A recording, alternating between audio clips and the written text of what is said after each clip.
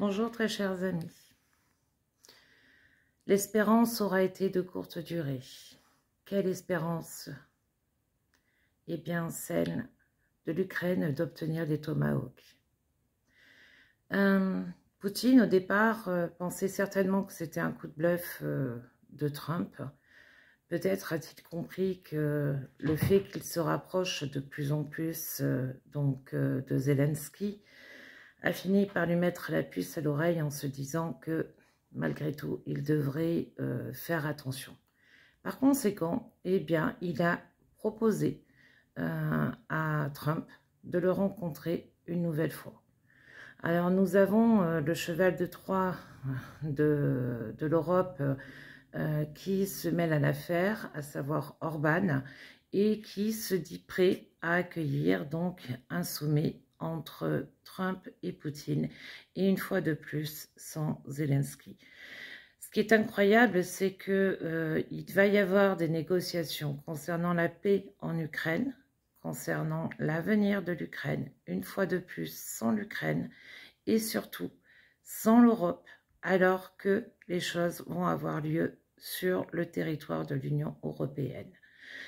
Il est invraisemblable de voir comment le jeu du génocidaire du Kremlin est très fin avec Trump. Il laisse à croire beaucoup de choses et puis à un moment donné, il se rend compte que ça peut être sérieux et finit par plier. Mais par plier non pas parce qu'il a peur de Trump, mais par plier pour être sûr que voilà, les choses iront encore et toujours à son avantage et faire en sorte de déconnecter à nouveau Trump de Zelensky et de l'Ukraine. Il est quand même temps que les choses avancent, certes, mais les choses avancent peu à peu, et parfois avec, et parfois sans l'Ukraine, et parfois avec l'Union européenne, et parfois sans l'Union européenne. C'est infernal de voir le jeu que fait le génocidaire du Kremlin et que Trump ne s'en rende pas compte.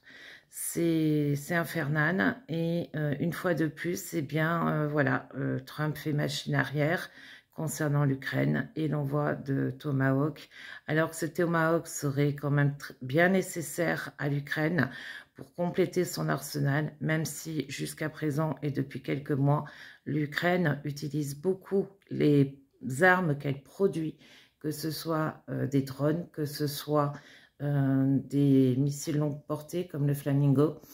Et Trump n'a rien dit sur le deal que proposait Zelensky, à savoir des drones en échange des Tomahawks. Voilà, et c'est toujours la même chose, la population civile qui trinque, et c'est toujours la même chose, des soldats sur le front qui se battent et qui font tout pour libérer leur pays.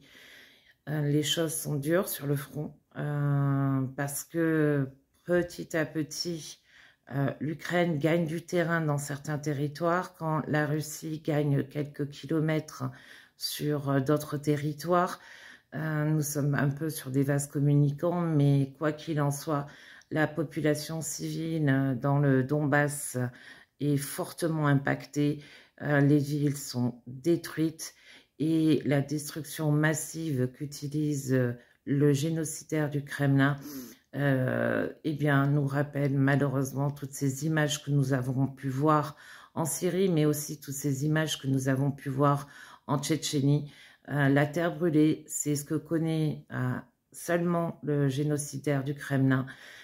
Et bien, il faut toujours essayer d'aider la population, d'aider les soldats sur le front. Slava Ukraini, Heroyam Slava Ukraini, Ponadouce.